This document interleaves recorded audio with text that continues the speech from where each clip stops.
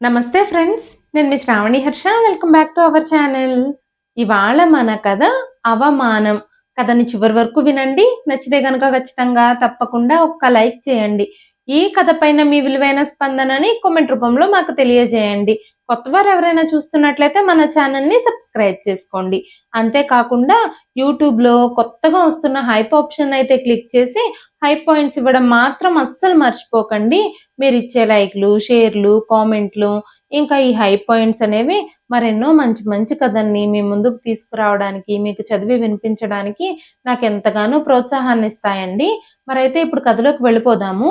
శ్రేష్ఠ MBBS 3వ సంవత్సరం చదువుతుంది. ఒకరోజు తను క్లాస్‌లో ఉన్నప్పుడు ఆఫీస్ రూమ్‌కి ఫోనొచ్చింది. అటెండరు క్లాస్ దగ్గరకొచ్చి ఏదో ఎమర్జెన్సీ ఉందని శ్రేష్ఠని అర్జెంటుగా ఇంటికి వెళ్ళమని చెప్పాడు. శ్రేష్ఠ గబగబా కాలేజీ బయటకొచ్చి ఆటో ఎక్కి ఇంటికి బయలుదేరింది. ఇంటికి వెళ్ళేసరికి అక్కడంతా జనాలు గుమిగూడున్నారు. అక్కడి వాతావరణం చూసినప్పుడు శ్రేష్ఠ గుండె గట్టిగా కొట్టుకోవడం మొదలుపెట్టింది. ధైర్యం తెచ్చుకొని అడుగులో అడుగు వేసుకుంటూ ఇంటి ముందుకు వెళ్ళేసరికి తన తల్లిదండ్రులిద్దరూ ప్రాణం లేని శవాలలాగా ఇంటి ముందు పడుకోబెట్టబడున్నారు. ఒక్కసారిగా శ్రేష్ఠకి తన జీవితం మొత్తం శూన్యంగా అయిపోయినట్టుగా అనిపించింది. తను పట్టరాని దుఃఖంతో గుండెలు బాదుకుని ఏడవడం మొదలుపెట్టింది. తన అమ్మమ్మ శ్రేష్ఠని ఓదార్చడానికి ప్రయత్నిస్తూ ఉంది. శ్రేష్ఠ తల్లిదండ్రులిద్దరూ బైక్ మీద బయటికెళ్ళి వస్తూ ఉండగా యాక్సిడెంట్ అయ్యి ఇద్దరూ అక్కడికక్కడే చనిపోయారు. శ్రేష్ఠ, శ్రీకృష్ణ గారు ఇంకా పరిమళ గార్లకి ఒక్కగానొక్క కూతురు. వాళ్ళిద్దరూ తన మీదే ప్రాణాలు పెట్టుకున్నారు. చిన్నప్పటి నుంచి శ్రేష్ఠ చాలా బాగా చదివేది. తను డాక్టర్ కావాలని కలలు కంటూ ఉండేది. తమ కూతురు కలని నెరవేర్చడానికి శ్రేష్ఠ తల్లిదండ్రులిద్దరూ తమ శక్తికి మించే ప్రయత్నాలు చేశారు. శ్రేష్ఠ కష్టపడి చదివి ఎంసెట్‌లో డాక్టర్ సీట్ సంపాదించింది. శ్రేష్ఠని డాక్టర్‌ని చేయడానికి తన తల్లిదండ్రులిద్దరూ చాలా కష్టపడుతున్నారు. శ్రీకృష్ణ గారు కూతుర్ని డాక్టర్‌గా చూడాలని చాలా కలలు కంటున్నారు. అందిన చోటల్లా అప్పులు చేసి తమ పరిస్థితులు ఎలా ఉన్నా సరే శ్రేష్ఠకి లేట్ అవ్వకుండా కాలేజీ ఫీజులు, హాస్టల్ ఫీజులు కడుతూ ఉండేవారు. తనకు ఎలాంటి ఇబ్బంది కలగకుండా చూసుకుంటూ ఉండేవారు. అలాంటి తల్లిదండ్రులు ఈరోజు అకస్మాత్తుగా దూరం అవ్వడంతో శ్రేష్ఠ జీవితం మొత్తం చీకటిగా మారిపోయింది. తన తల్లిదండ్రుల కోసం శ్రేష్ఠ అక్కడ ఏడుస్తూ ఉంటే తనని ఓదార్చడం ఎవ్వరి తరమూ కావడం లేదు. శ్రేష్ఠ తండ్రి శ్రీకృష్ణ గారు, శ్రీకాంత్ తండ్రి కృష్ణకాంత్ గారు ఇద్దరూ చాలా మంచి స్నేహితులు. శ్రీకృష్ణ గారు తన భార్య చనిపోయి శ్రేష్ఠ ఏకాకిలా మారిపోవడం చూసి కృష్ణకాంత గారు అక్కడికక్కడే శ్రేష్ఠని తన కోడలిగా చేసుకోవాలని నిర్ణయం తీసుకున్నారు. దేవకి గారు, శ్రీకృష్ణ గారు శ్రీకాంత్‌ని ఒప్పించి శ్రేష్ఠనిచ్చి పెళ్లి చేశారు. చిన్నప్పటి నుంచి శ్రీకాంత్‌కి శ్రేష్ఠ అంటే అస్సలు ఇష్టం ఉండదు. శ్రేష్ఠ నల్లగా, లావుగా ఉంటుందని, తనతో స్నేహం చేయడానికి కూడా శ్రీకాంత్ గాని, తన చెల్లెలు రమ్య గాని అస్సలు ఇష్టపడేవారు కాదు. కానీ ఇప్పుడు తండ్రి మాటకి ఎదురు చెప్పలేక శ్రీకాంత్ శ్రేష్ఠని పెళ్లి చేసుకోవాల్సొచ్చింది. శ్రేష్ఠ ఆ ఇంట్లో కోడలిగా అడుగుపెట్టిందే కానీ శ్రీకాంత్ మనసులో తనకెలాంటి స్థానమూ లేదు. కానీ శ్రేష్ఠ మాత్రం ఆ ఇంట్లో కోడలిగా, శ్రీకాంత్‌కి భార్యగా తన స్థానం కాపాడుకోవడానికి, శ్రీకాంత్ గుండెల్లో చోటు సంపాదించడానికి ప్రయత్నిస్తూనే ఉంది. శ్రీకాంత్ తనని భార్యగా కాదు కదా, కనీసం మనిషిగా కూడా చూడడం లేదు. ఆ రోజు ఉదయం శ్రేష్ఠ శ్రీకాంత్ కోసం కాఫీ తీసుకెళ్లి శ్రీకాంత్‌ని నిద్రలేపింది. శ్రీకాంత్ కోపంగా మళ్ళీ మళ్ళీ నువ్వు నా ముందుకెందుకొస్తున్నావు? నా జీవితంలోకి శనిలా దాపరించావు. నీ మొహం చూస్తే ఆ రోజంతా నాశనం అయిపోతుంది అంటూ కాఫీ ఇవ్వడానికి తన గదిలోకొచ్చిన శ్రేష్ఠని శ్రీకాంత్ గట్టిగా నెట్టడంతో కాఫీ కప్పు నేల మీద పడిపోయి పగిలిపోయింది. శ్రేష్ఠ అక్కడే కన్నీళ్లతో నిలబడిపోయింది. శ్రీకాంత్ శ్రేష్ఠని తోసుకుంటూ హాల్లోకొచ్చి కూర్చున్నాడు. శ్రేష్ఠ మీద అరుస్తున్న కొడుకు గొంతు విని దేవకి గారు తన గదిలో నుంచి బయటకొచ్చారు. అక్కడ శ్రీకాంత్ సోఫాలో హాయిగా టీవీ చూస్తూ ఉన్నాడు. అప్పుడు దేవకి గారు, ఏంటి శ్రీకాంత్, శ్రేష్ఠ మీద ఎందుకు అరుస్తున్నావు నువ్వు? రోజు రోజుకి నీ మూర్ఖత్వం పెరిగిపోతుంది. శ్రేష్ఠ విషయంలో నీ వరస ఏమీ బావుండడం లేదు. తను నీ భార్య. నువ్వు తనతో ఎందుకలా కోపంగా మాట్లాడుతున్నావు? అనగానే ఈ పనికిరాని మొహంది నా భార్య, నేను తనని ఎప్పుడూ నా భార్యగా అంగీకరించలేదు. ఎప్పటికీ అంగీకరించను కూడా. ఆ శ్రేష్ఠ ఎంత లావుగా ఉందో చూడు. ఎవరైనా తనని భార్యను చేసుకోవడానికి ఒప్పుకుంటారా? నువ్వు ఆ అనామకురాల్ని తీసుకొచ్చి నా మెడకి కట్టావు. బలవంతంగా నాకిష్టం లేని పెళ్లి చేసి నా జీవితాన్ని నాశనం చేశావు అంటున్న శ్రీకాంత్ నోటి నుంచి ఇదంతా వింటున్న దేవకి గారు కోపంతో శ్రీకాంత్ చెంప మీద గట్టిగా కొట్టారు. శ్రీకాంత్‌కి వెంటనే చాలా కోపం వచ్చేసింది. అమ్మా, ఈ పనికిరాని, చదువు సంధ్య లేని అనాగరికురాలి కోసం నువ్వు నన్ను కొడుతున్నావా? ఆ శ్రేష్ఠ అంటే నాకస్సలు ఇష్టం లేదు. నేను తనని నా భార్యగా ఎప్పటికీ ఒప్పుకోలేను. నేను నా ఆఫీస్‌లో పనిచేసే ఒక అమ్మాయిని ప్రేమిస్తున్నాను. తననే పెళ్లి చేసుకోవాలి అని అనుకుంటున్నాను. ఎవరు ఒప్పుకున్నా, ఒప్పుకోకపోయినా ఇది నా నిర్ణయం. ఇది నా జీవితం అంటూ తమకు జరిగిన ఆ పెళ్లిని అస్సలు యాక్సెప్ట్ చేయని శ్రీకాంత్ తల్లితో చెప్పాడు. మీరు మీ కోడల్ని ఇష్టపడి తీసుకొచ్చి నాకు పెళ్లి చేసుకున్నందుకు తనని ఇంట్లో ఒక మూలన పడుండమనండి. తనని జీవితాంతం పోషించండి. నాకెలాంటి అభ్యంతరమూ లేదు. అంతే తప్ప తాను నా భార్య హోదా వెలగబెట్టాలని చూస్తే, భార్యగా నాకు దగ్గరవ్వాలని చూస్తే మాత్రం నేనస్సలు ఊరుకోను.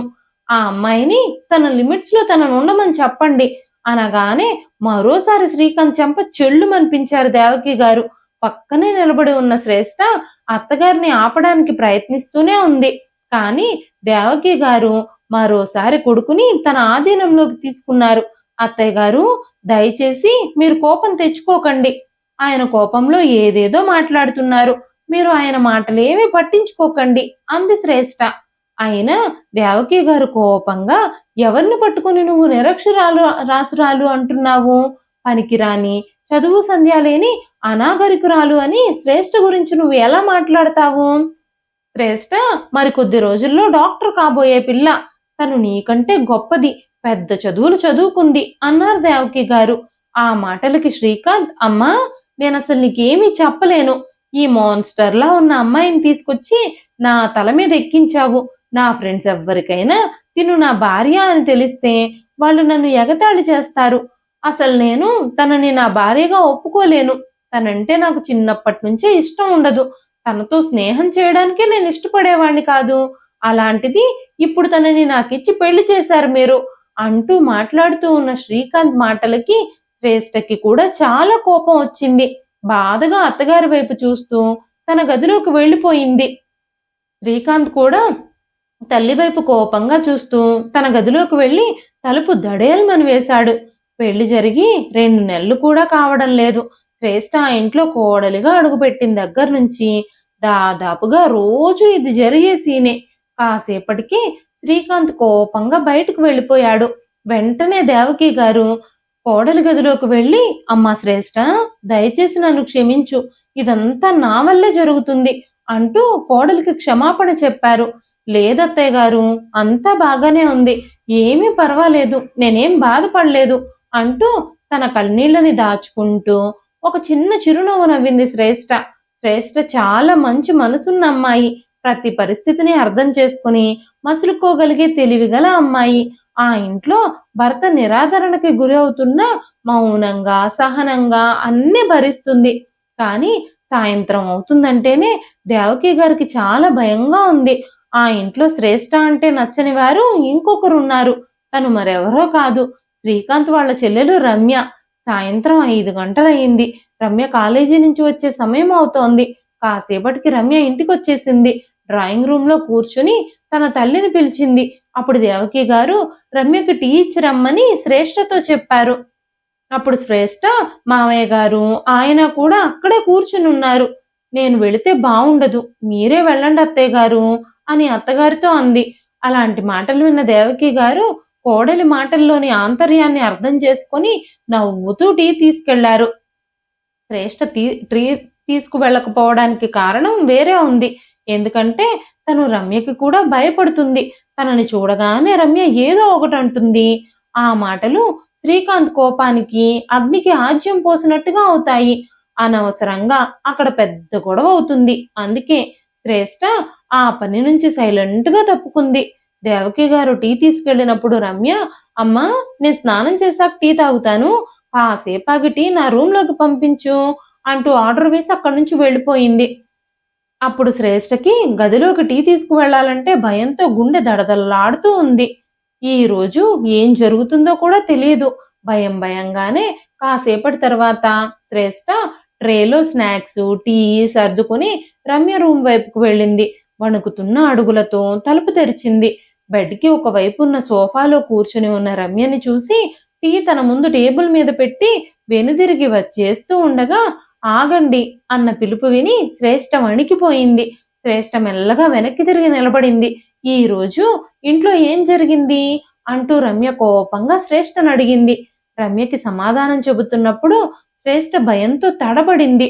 నాతో అబద్ధం చెప్పకు, ఏం జరిగిందో అందరికీ తెలుసు అనగానే పొద్దున జరిగిన గొడవకి నాకు ఎలాంటి సంబంధము లేదు రమ్య అంది శ్రేష్ట.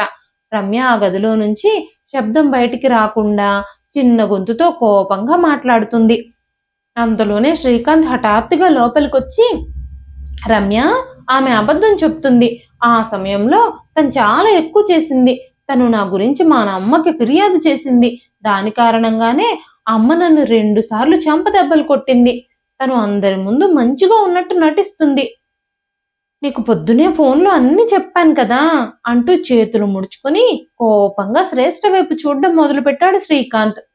నేను ఉదయాన్నే టీ మాత్రమే తీసుకెళ్ళిచ్చాను, అంతే తప్ప నేను ఒక్క మాట కూడా మాట్లాడలేదు అంటూ తడబడుతూ చెప్పింది శ్రేష్ఠ.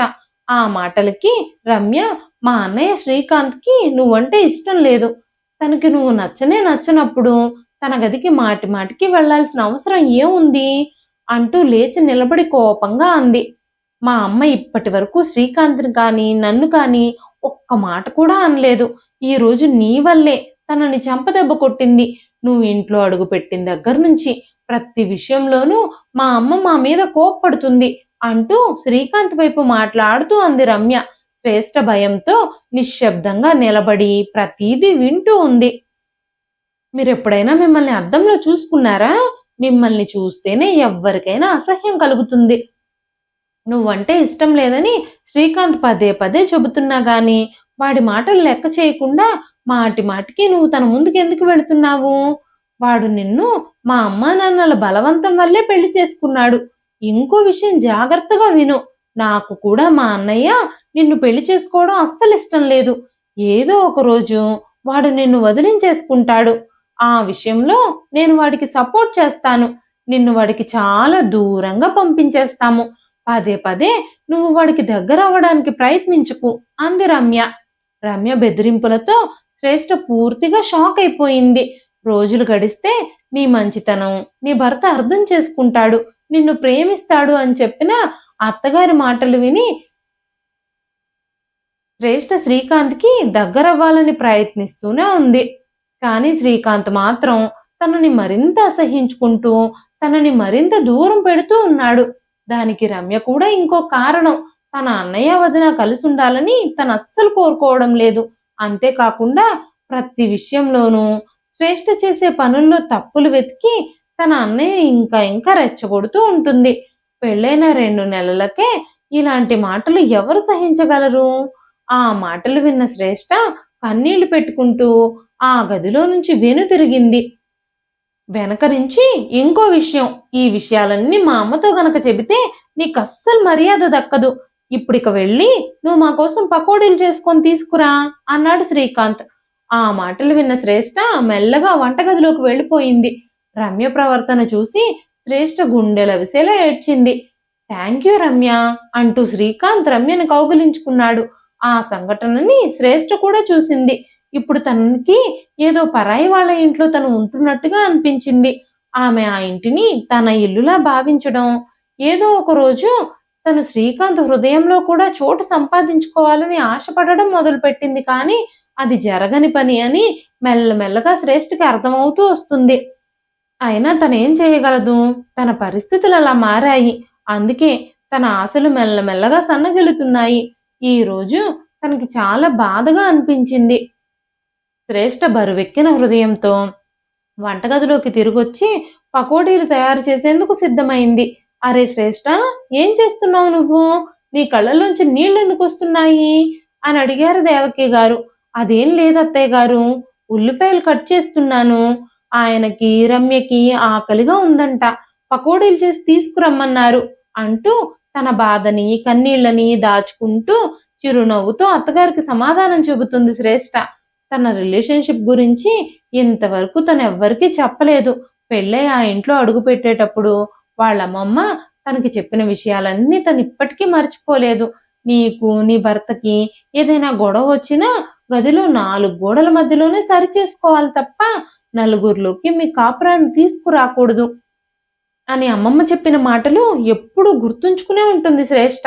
కొంత సమయం తర్వాత శ్రేష్ఠ పకోడీలు చేసి హాల్లో కూర్చునున్న రమ్య, శ్రీకాంత్‌లతో పాటుగా తన మావగారికి కూడా ఇచ్చింది. ఆయన చాలా సంతోషించారు. ఆయన వెంటనే మాట్లాడుతూ, "నీలాంటి కోడలు దొరకడం మా అదృష్టం. ఈ రోజుల్లో నీలాంటి అణుకువైన, మంచి మనసున్న అమ్మాయి దొరకడం నిజంగా మా శ్రీకాంత్ అదృష్టమే" అంటూ దేవకి గారితో, "దేవకి, నువ్వు శ్రేష్ఠని మన కోడలుగా ఇంటికి తీసుకురావడం చాలా మంచి విషయం. లేకపోతే మన శ్రీకాంత్ ఎవరో ఒక పొగరుబోతు పిల్లని ప్రేమించి తీసుకొచ్చేవాడేమో ఎవరికి తెలుసు" అన్నారు. కానీ శ్రీకాంత్ గాని, రమ్య గాని శ్రేష్ఠ యొక్క మంచితనాన్ని చూడలేకపోతున్నారు. శ్రేష్ఠ చాలా లావుగా ఉంటుంది. అంత అందంగా కూడా ఉండదు. తను నల్లగా కూడా ఉంటుంది. తన రంగు కారణంగా, తన శరీరాకృతి కారణంగా ఆమె చాలా బాధపడుతూ ఉంది. ఆమె తెల్లగా అవ్వడం కోసం ఇంటర్నెట్‌లో రకరకాల క్రీముల గురించి వెతుకుతూ ఉండేది. సన్నగా అవ్వడం కోసం రకరకాల డైట్ ప్లాన్‌లు ఫాలో అవుతూ ఉండేది. ఎందుకంటే మన దేశంలో రంగు కారణంగా చాలా వివక్ష ఉంది. అంతేకాకుండా బాడీ షేమింగ్ కూడా ఉంది. ప్రతి ఒక్కరూ తమ భార్య లేదా తమ ఇంటికొచ్చే కోడలు తెల్లగా, అందంగా, సన్నగా, నాజూగ్గా ఉండాలని కోరుకుంటారు. కానీ దేవకి గారు అందానికి ప్రాధాన్యతనే ఇవ్వలేదు. శ్రేష్ఠలో ఉన్న ఆత్మ సౌందర్యాన్ని మాత్రమే చూశారు. రంగులో, అందంలో ఏముంది? శ్రేష్ఠ చాలా అనుకూలమైన అమ్మాయి. పెద్దల్ని గౌరవించే స్వభావం కలిగి ఉన్న చాలా మంచి అమ్మాయి. అందంగా ఉండే వాళ్ళని తెచ్చుకున్నా వాళ్ళు పొగరుబోతులైతే అత్తగారిని, మామగారిని హింసిస్తే ఏం చేస్తాం? భర్తతో అందంగా ఉన్నానని పొగరుతో సరిగ్గా ఉండకపోతే ఎంత బాధపడాల్సొస్తుంది? అందం కంటే ఆత్మ సౌందర్యమే ముఖ్యం అనుకుని శ్రేష్ఠ యొక్క మంచి లక్షణాలు చూసిన దేవకి గారు రంగుని, రూపాన్ని పట్టించుకోలేదు. కానీ శ్రీకాంత్ తన భార్య చాలా అందంగా ఉండాలని ఎప్పటినుంచో ఊహించుకుంటున్నాడు. అంతేకాకుండా ఒక అందమైన అమ్మాయిని ప్రేమించాడు కూడా. ఆమెనే వివాహం చేసుకోవాలి అని కూడా అనుకున్నాడు. శ్రీకాంత్ తండ్రి రిటైర్డ్ ఆర్మీ ఆఫీసర్ అవ్వడంతో తండ్రి ముందు ఎప్పుడూ ధైర్యంగా మాట్లాడలేకపోయేవాడు శ్రీకాంత్. కానీ శ్రేష్ఠపై మాత్రం ఎప్పుడూ కోపాన్ని, ద్వేషాన్ని చూపిస్తూనే ఉండేవాడు. అది రోజు రోజుకి పెరుగుతూనే వస్తూ ఉంది. అయితే శ్రేష్ఠకి ఎంత ఓపికుందో ఎవ్వరూ చెప్పలేరు. ఒకరోజు శ్రేష్ఠ శ్రీకాంత్ బయటకు వెళ్ళడానికి రెడీ అవుతూ ఉన్నప్పుడు తను వేసుకున్న డ్రెస్ బాగోలేదని ఇంకో డ్రెస్ తీసుకొచ్చి ఇచ్చింది. అప్పుడు శ్రీకాంత్ శ్రేష్ఠ మీద విరుచుకుపడ్డాడు. "నీ డ్రెస్ సెలక్షన్ గురించి కూడా నీకు తెలుసా? నీలాంటి ఒక మూర్ఖురాలు నా జీవితంలో జోక్యం చేసుకునే ధైర్యం చేయకూడదు.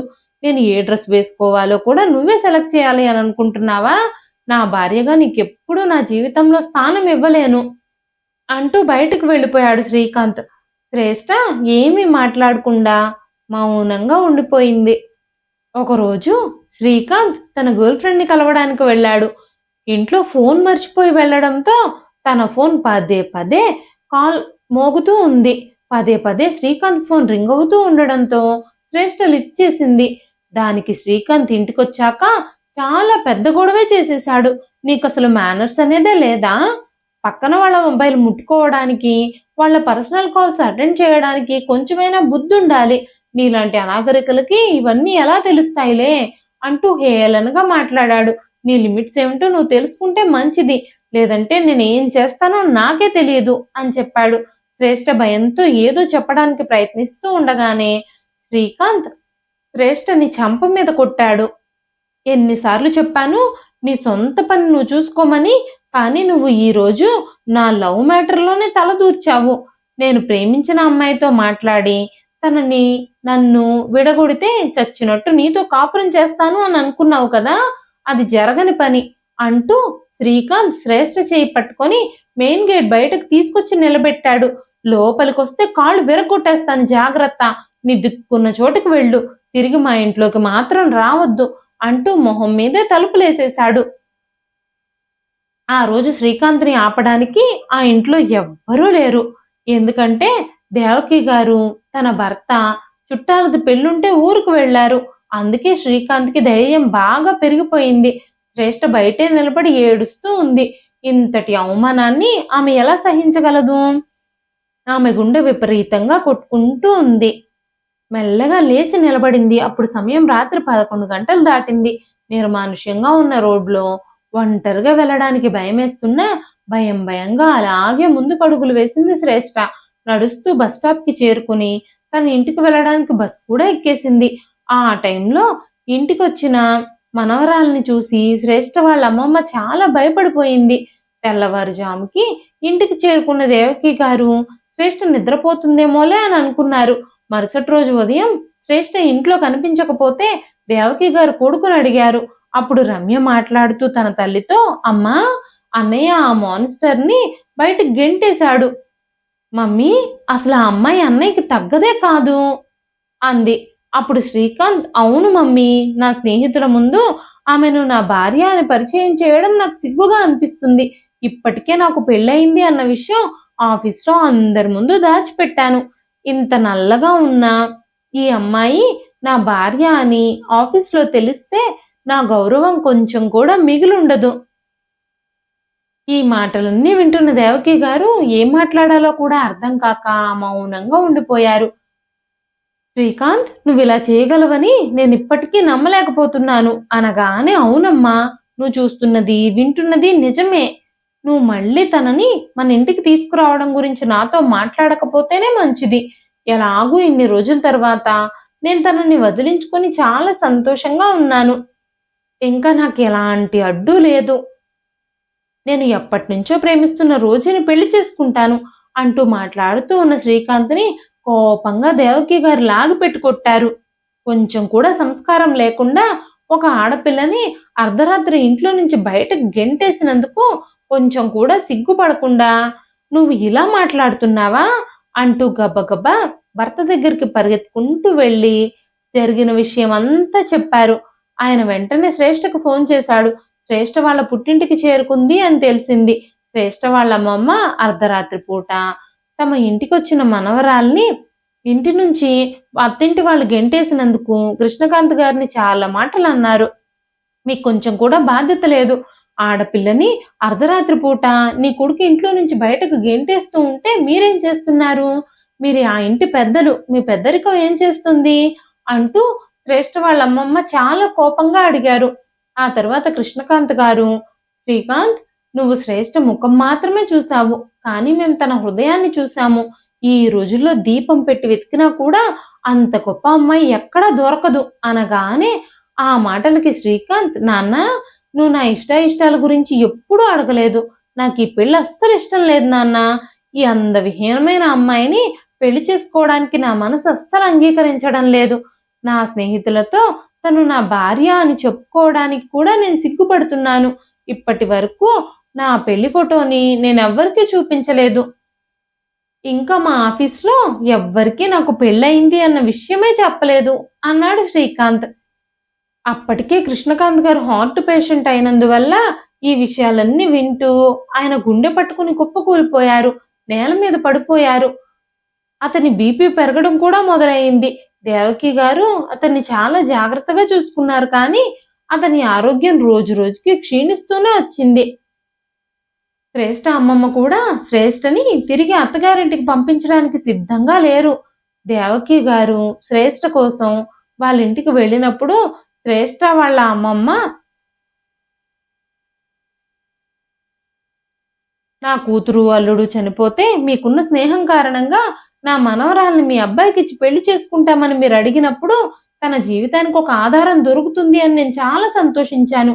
కానీ మీ అబ్బాయికి ఇష్టం లేకుండా ఆ పెళ్లి చేశారు. తను నా మనవరాల్ని ఒక మనిషిలాగా కూడా చూడడం లేదు. మీరు ఆ రోజు తనకి పెళ్లి చేసి ఉండుండకపోతే ఏదో కలో గంజో నేను కలిగిన దాంతోనే నా మనవరాల్ని పోషించుకునేదాన్ని. ఇప్పుడు తన జీవితం నాశనం అయిపోయింది. నా మనవరాలంటే మీ అబ్బాయికి ఇష్టం లేదని తెలిసాక కూడా మా అమ్మాయిని మళ్ళీ మీ ఇంటికి పంపలేము అని శ్రేష్ఠ వాళ్ళ అమ్మమ్మ దేవకి గారితో స్పష్టంగా చెప్పేసింది. ఆ తరువాత దేవకి గారు మళ్ళీ మళ్ళీ ఫోన్ చేసినా కూడా ఎవ్వరూ ఫోన్ ఎత్తలేదు. కొడుకు చేతులారా తన జీవితాన్ని నాశనం చేసుకున్న విషయాన్ని కృష్ణకాంత్ గారు తట్టుకోలేకపోయారు. అతనికి సడన్ గా గుండెపోటొచ్చి శాశ్వతంగా నిద్రలోకి వెళ్ళిపోయారు. దేవకి గారు కూడా ఇంట్లో ఎవ్వరితోనూ మాట్లాడకుండా మౌనంగా ఉండడం ప్రారంభించారు. ఎందుకంటే తన కోడల్ని ఇంట్లో నుంచి గెంటేసిన కొడుకు, కూతురు అంటే తనకి అసహ్యంగా ఉంది. ఇంట్లోంచి వెళ్ళిపోయిన శ్రేష్ఠని, చనిపోయిన కృష్ణకాంత్ గారిని జ్ఞాపకం చేసుకుంటూ దేవకి గారు రోజులు గడుపుతున్నారు. తల్లిదండ్రుల్ని కోల్పోయిన తన మనవరాలికి ఆదరించే కుటుంబం దొరికిందని, అత్తామామల రూపంలో దేవుడు మళ్ళీ తల్లిదండ్రుల్ని ఇచ్చాడని పెద్ద మనసుతో వాళ్ళు తమ కొడుకుకి శ్రేష్ఠనిచ్చి పెళ్లి చేసినప్పుడు శ్రేష్ఠ వాళ్ళ అమ్మమ్మ చాలా సంతోషించింది. శ్రేష్ఠ ఇప్పుడు అత్తవారింటి నుంచి వచ్చేయడంతో వాళ్ళ అమ్మమ్మ మానసికంగా కృంగిపోయింది. ఆవిడ కొద్ది రోజుల్లోనే మంచం పట్టేసి చనిపోయింది. ఇప్పుడు శ్రేష్ఠ ఎవ్వరూ లేని ఏకాకిగా మారిపోయింది. శ్రేష్ఠ వాళ్ళ అమ్మమ్మ తనకొచ్చే పెన్షన్ డబ్బులతో ఒక చిన్న ఇంట్లో అద్దెకుంటూ ఉంది. శ్రేష్ఠ వాళ్ళకి ఆస్తిపాస్తులు కూడా ఏమీ లేవు. తన తల్లిదండ్రులు తనని ఎంతో కష్టపడి డాక్టర్ చదివించడానికి అందిన చోటల్లా అప్పులు చేశారు. చనిపోయినొచ్చిన ఇన్సూరెన్స్ డబ్బులన్నీ ఆ అప్పులు తీర్చడానికే సరిపోయాయి. ఇప్పుడు శ్రేష్ఠ ఎవ్వరూ లేని, ఏమీ లేని అనాథగా మారిపోయింది. ఏం చేయాలో కూడా తనకు అర్థం కావడం లేదు. ఒంటరి ఆడపిల్ల. తను ఎక్కడికి వెళ్ళగలదు? కానీ ఎలాగైనా సరే ఏదో ఒక పని వెతుక్కుని ముందుకు సాగాలి అని ఆలోచిస్తూ ఉంది. అదే సమయంలో ఆ ఇంటి ముందు ఒక చిన్న కారు ఆగింది. ఆ కారులో నుంచి చిన్నప్పుడు శ్రేష్ఠకి చదువు చెప్పిన ప్రసన్నలక్ష్మి మేడం దిగుతూ ఉంటే ఆమెను చూసిన శ్రేష్ఠ తొందరగా ఇంట్లో నుంచి బయటకొచ్చి ఆవిడ చెయ్యి పట్టుకుంది. చిన్నప్పటి నుంచి శ్రేష్ఠకి ఆవిడంటే చాలా భయం. 10వ తరగతి వరకు శ్రేష్ఠ క్లాస్ టీచర్ ఆవిడ. శ్రేష్ఠకి మార్కులు తక్కువ వచ్చినప్పుడు ఆవిడ చాలా కోప్పడేవారు. తన చదువుని నిర్లక్ష్యం చేసిన, స్కూల్కి లేటుగా వచ్చినా గోడ కుర్చీ వేయించేవారు, గుంజీలు తీయించేవారు. శ్రేష్ఠ ఎంత మంచి మార్కులు తెచ్చుకున్నా ఆవిడ మాత్రం సాటిస్ఫై అయ్యేవారు కాదు. అందుకే శ్రేష్ఠకి చిన్నప్పటి నుంచి ఆవిడంటే కోపంగా ఉండేది. అసలు ఇష్టమనేదే ఉండేది కాదు. తను ఎప్పుడూ క్లాస్ ఫస్ట్ వచ్చినా సరే ఆవిడ మాత్రం అస్సలు పొగడరు అని శ్రేష్ఠకి ఆవిడ మీద కోపం. కానీ శ్రేష్ఠ క్లాస్లో ఫస్ట్ వచ్చినప్పుడు శ్రేష్ఠ తల్లిదండ్రుల కంటే ఎక్కువగా ఆవిడే సంతోషించేది. శ్రేష్ఠకి ఎంబీబీఎస్లో సీట్ వచ్చినప్పుడు కూడా తన చుట్టుపక్కల వాళ్ళందరికీ స్వీట్లు పంచి తను నా స్టూడెంటే, చాలా బాగా చదువుతుంది, గొప్ప స్థాయికి ఎదుగుతుంది అంటూ అందరి ముందు శ్రేష్ఠని ఎంతగానో పొగిడారు. ఈ విషయాలన్నీ శ్రేష్ఠకి తెలీదు. శ్రేష్ఠ బాగా చదువుకోవాలని, గొప్ప స్థాయికి వెళ్ళాలని ఆవిడ ఎప్పుడూ కోరుకుంటూ ఉండేవారు.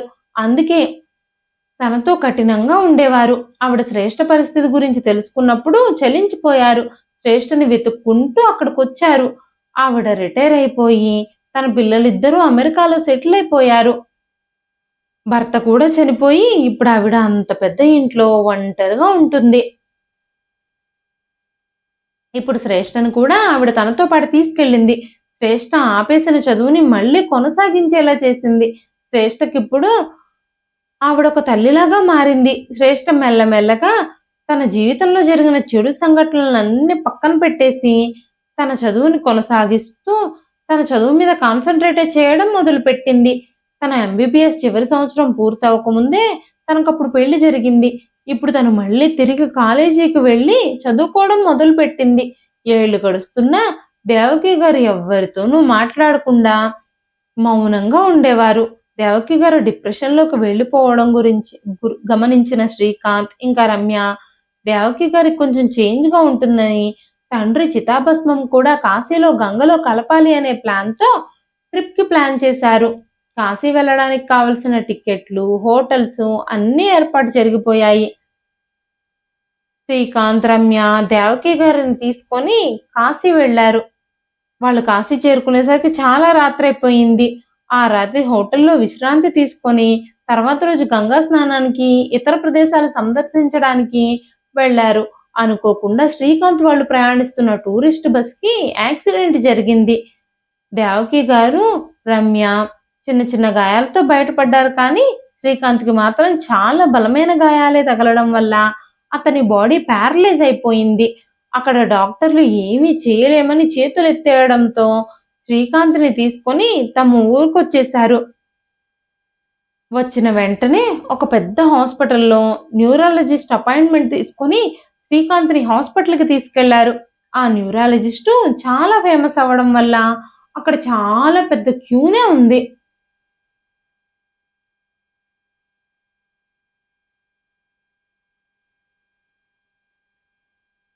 శ్రీకాంత్, రమ్య బయట రిసెప్షన్‌లో వెయిట్ చేస్తున్నారు. చాలా సేపటి తర్వాత లోపలికొచ్చి శ్రీకాంత్‌ని పక్కన కూర్చోబెట్టింది రమ్య.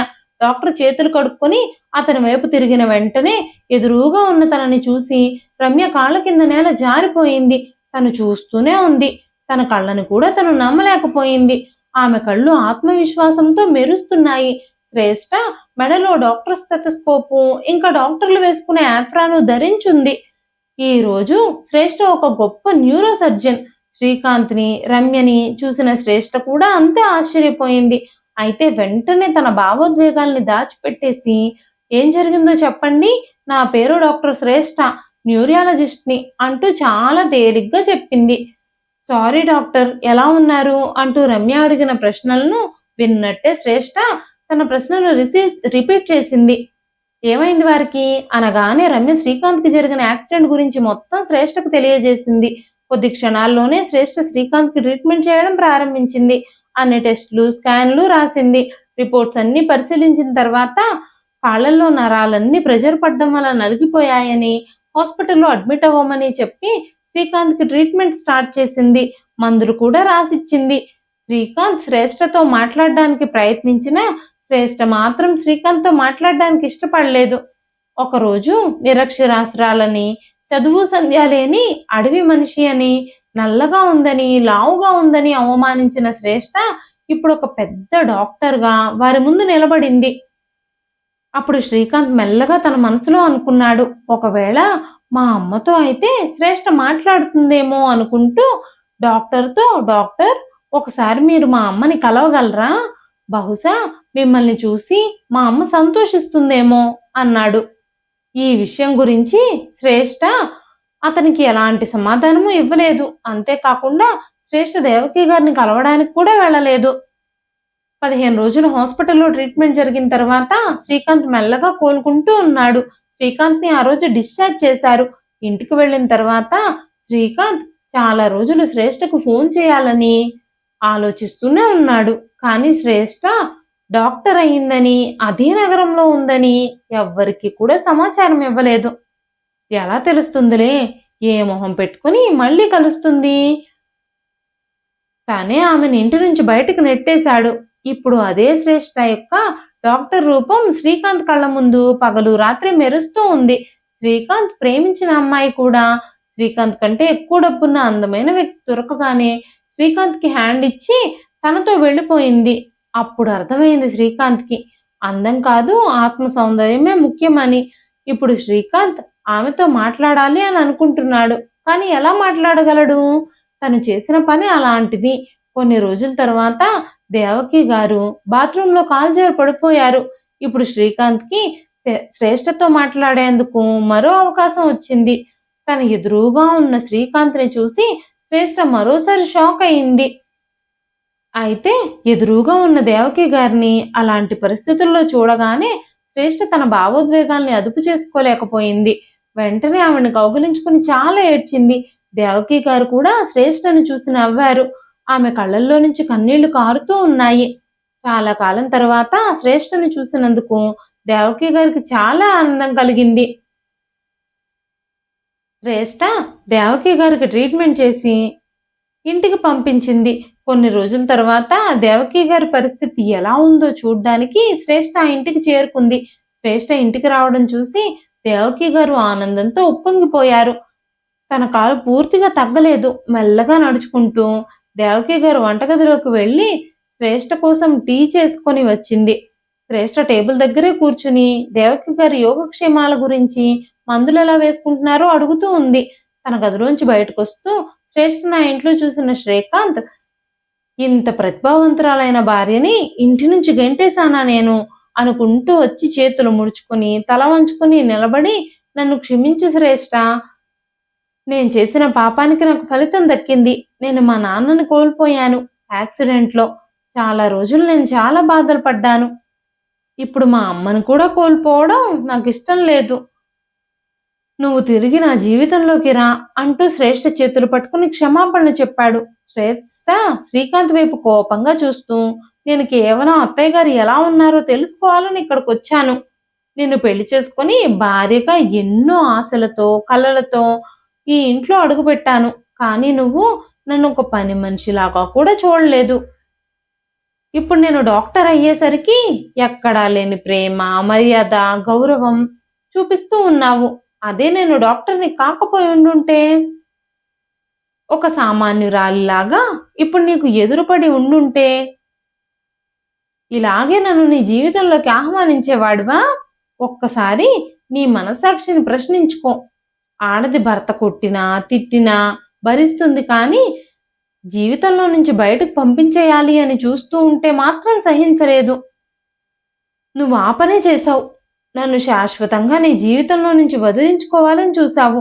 ఇప్పుడు నేను మంచి పొజిషన్లో ఉన్నాను కాబట్టి మళ్ళీ నీ భార్య స్థానంలోకి రమ్మని నన్ను ఆహ్వానిస్తున్నావు. నేను ఇలాంటి వాడికి భార్యగా మారడానికి సిద్ధంగా లేను అని చెప్పి దేవకి గారి వైపు బాధగా చూస్తూ బయటకు నడిచింది శ్రేష్ఠ.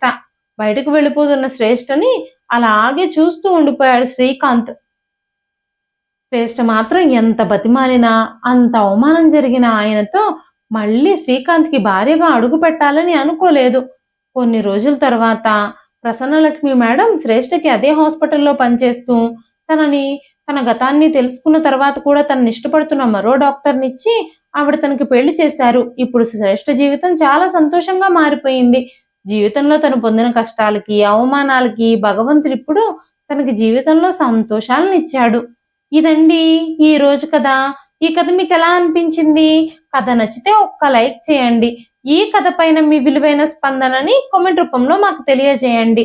మరెన్నో ఇలాంటి ఇంట్రెస్టింగ్ కథల కోసం మన ఛానల్ని సబ్స్క్రైబ్ చేసుకోండి. అంతేకాకుండా యూట్యూబ్లో కొత్తగా వస్తున్న హైప్ ఆప్షన్ని క్లిక్ చేసి హైప్ పాయింట్స్ ఇవ్వడం మాత్రం అస్సలు మర్చిపోకండి. మరొక మంచి కథతో రేపు మళ్ళీ కలుస్తానండి. అంతవరకు సెలవు. ఉంటానండి.